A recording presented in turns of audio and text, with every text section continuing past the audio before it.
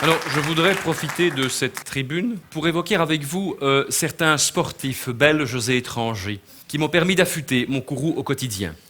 Alors, je voudrais ici rendre un vibrant hommage à Justine Henin, notre ex numéro 1 mondial. Bravo, Juju!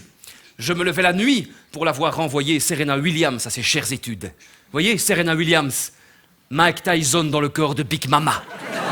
Bravo, Juju! Et...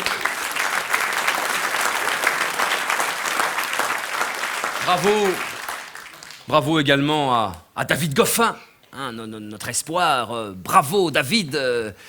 Enfin, courage surtout. Hein, ça va venir, hein, ça va venir. Hein, il faut peut-être changer de raquette ou changer de sport, on ne sait pas, mais ça va venir. Hein, prends des compléments nutritionnels, hein, comme les cyclistes. Ils sont tous dopés, sauf Philippe Gilbert. Philippe Gilbert, notre ex-champion du monde, qui tient un discours empreint d'une philosophie exacerbée à la fin de chaque course. Tu as raison, Philippe, de t'adresser ainsi aux générations futures, aux enfants qui veulent faire du vélo. Oui, tu as raison. On ne devient pas un champion d'exception sans posséder une Véranda Williams 4 saisons. Alors, un petit mot de football, bien sûr. Concentrons-nous sur le championnat domestique, le championnat de Belgique de football, qui, comme vous le savez, a un sponsor à la hauteur de sa réputation.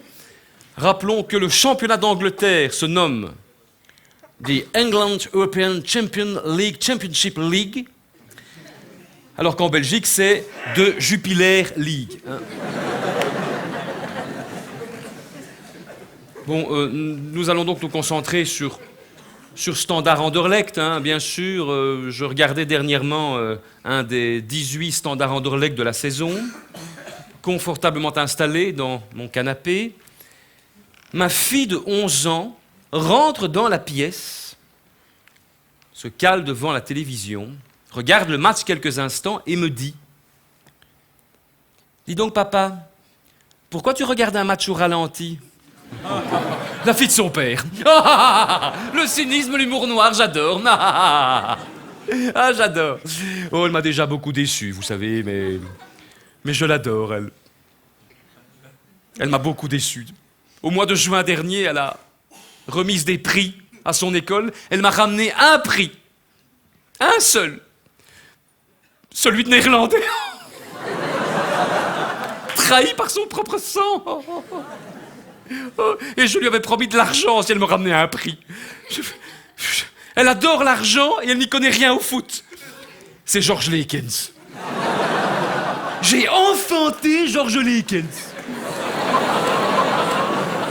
Je crois que ce qu'il manque, c'est un joueur racé, pugnace, capable de faire la différence. Franck Ribéry. Voilà, Franck Ribéry. Voilà, ça c'est un joueur doté de surcroît d'une grande force de pénétration. Franck Ribéry.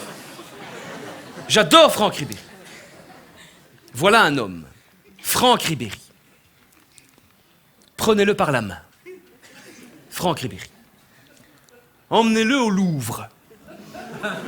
Oui, je sais, c'est voyage en terre inconnue, là. Hein. Placez-le là, devant la Joconde. Attendez. Rien. Rien. Il n'y est rien. Le néant. Reprenez-le par la main. Emmenez-le à Walibi. Posez-le devant une poubelle parlante. Il va discuter 2 heures. Hein. Ça, c'est Franck Ribéry. Le problème avec Franck Ribéry, c'est que les hémisphères cérébraux sont dans les pieds. Donc, lorsqu'il reçoit une information, elle arrive dans les pieds. Et le temps que ça monte à l'occiput, ça prend un temps. Un temps. Et bon, donc, pour les footballeurs présents, je spécifie que le terme occiput n'est pas la phrase que Franck Ribéry dit en rentrant dans une chambre d'hôtel parce qu'il est déçu du nombre de prostituées qui s'y trouvent. Hein. Occiput ? Non. Je vous remercie beaucoup.